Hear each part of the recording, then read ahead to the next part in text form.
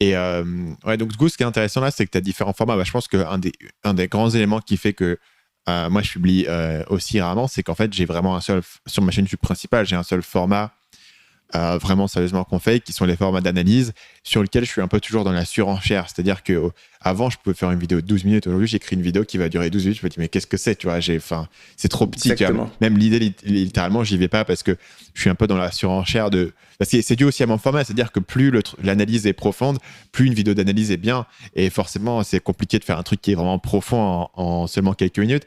Et donc, du coup, tu as un peu ce truc qui enfle. Mais comme il n'y a pas d'autres formats qui contrebalancent, ou comme nos autres formats sont sur d'autres canaux, le podcast par exemple, on a maintenant une chaîne YouTube podcast qui pour le coup publie tous les jours, mais bon là je prends pas de fierté là-dessus parce que pour le coup là on a un process, mais je pense que l'idée si tu veux vraiment publier régulièrement, c'est aussi d'avoir différents formats qui te permettent d'avoir un levier stratégique, parce que si tu n'as qu'un seul format, tu n'as aucune marge de manœuvre. Si tout d'un coup, tu peux caler une interview, tu peux caler un truc d'actualité, tu peux caler un vlog, c'est clair. À la fois, ça permet de varier ton contenu, et à la fois, ça te permet de faire. Et c'est ça, pour le coup, tu vois, c'est vraiment un truc que j'ai pas fait l'effort de développer sur la chaîne. Tu vois, est-ce qu'on aurait pu faire un format de vlog, etc., qui pourrait être publié plus régulièrement parce que ça prendrait pas non plus autant de temps à faire.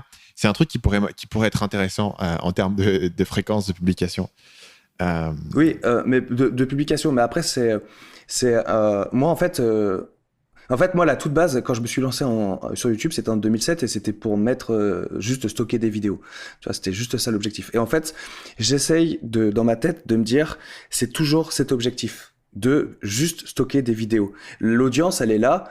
Ils regardent, tu vois, ça grandit, ils regardent ce qu'ils font, ils commentent, ils like, ils dislike, ils partagent. Ils s'abonnent, mais tout ce que je veux, c'est juste publier. Tu vois ce que je veux dire? Ouais.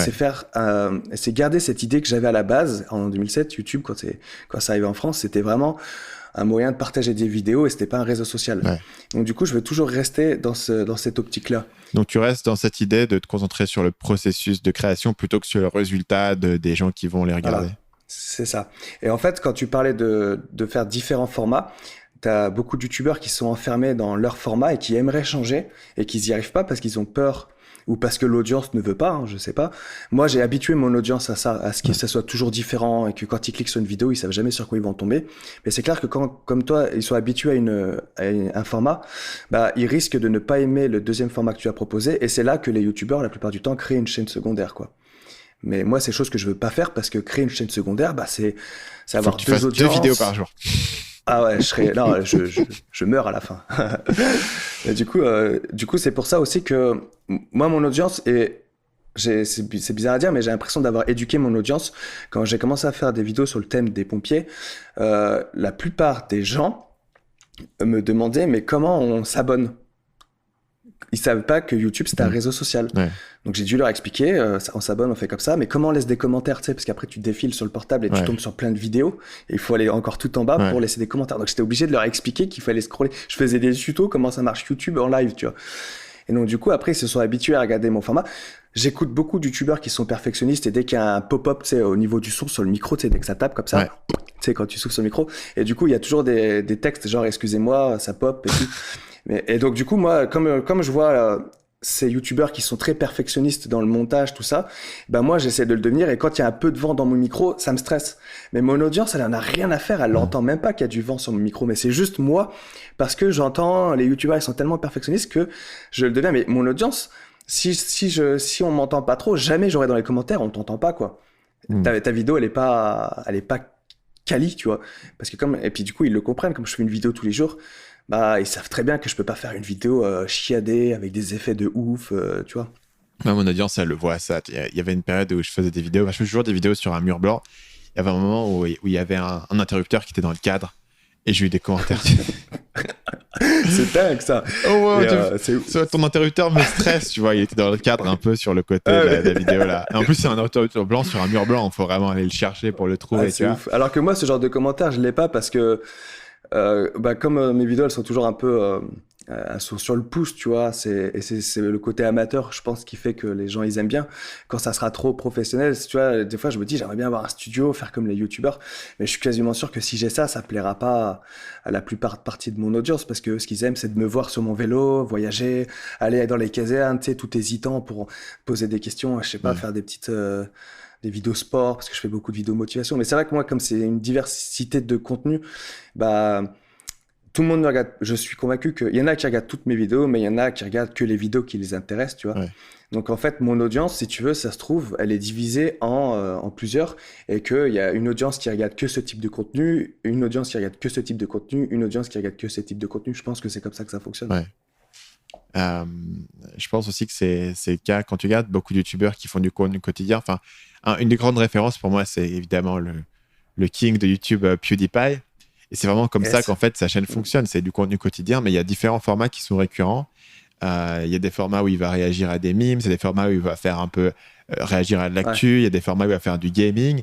Et tu sens qu'en fait, il a une audience très large et que les gens, tu vas pas forcément regarder une vidéo tous les jours, mais tu vas rester en contact avec le truc et différents formats vont plaire à différents types de personnes.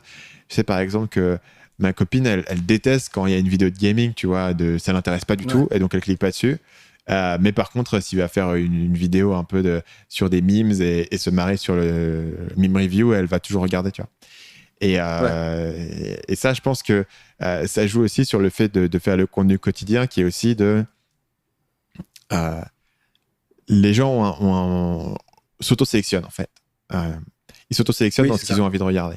Versus si tu fais moins de vidéos et tu as un format plus monolithique, dans ce cas-là, tu auras une audience qui est potentiellement moins diverse, mais potentiellement, tu peux aussi mettre plus d'efforts où chaque vidéo va être un gros coup. Donc, c'est un peu un trade-off, mais qui est du coup intéressant en termes de réflexion sur le format, parce que plus tu vas avoir une chaîne qui publie moins souvent, moins tu peux prendre de risques aussi. Tu vois. C'est-à-dire que tu vas pas forcément, si tu sors relativement peu de vidéos, tu vas forcément tester des nouveaux formats un peu expérimentaux, parce que tu te dis, OK, je sors relativement peu de vidéos, il faut que chaque vidéo marche. Et donc, du coup, je vais approfondir ce format sur lequel je suis déjà bon et qui est déjà prouvé.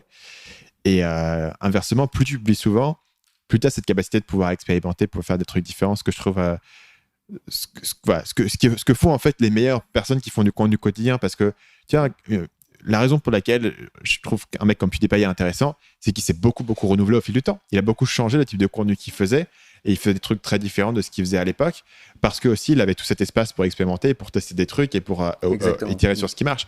Alors que personne qui fait du contenu quotidien mais qui fait la même vidéo tous les jours prend le risque de à la fois lasser son audience et lui-même de se retrouver dans un trou où en fait il n'a pas de porte de sortie parce qu'il a fait qu'un seul truc, et en plus il n'a pas vraiment d'espace pour expérimenter parce qu'il faut qu'il continue à faire ça. Je pense que on a un bon exemple en France, enfin c'est en discutant que je m'en rends compte, c'est Olivier Roland. Qui publiait une vidéo tous les jours, que je regardais, mais à la fin, je regardais plus parce que ça traitait toujours du même sujet. Ouais. Du coup, je pense que ça m'a lassé, je regardais plus, et lui s'en rendait compte, et du coup, maintenant, il a arrêté de faire une vidéo tous les jours. Donc, il a réduit le format, il faisait des vidéos plus courtes. Mais comme moi, en fait, dès que je regardais une vidéo, les dernières vidéos, c'était souvent une répétition, mais dans un nouveau lieu, en fait.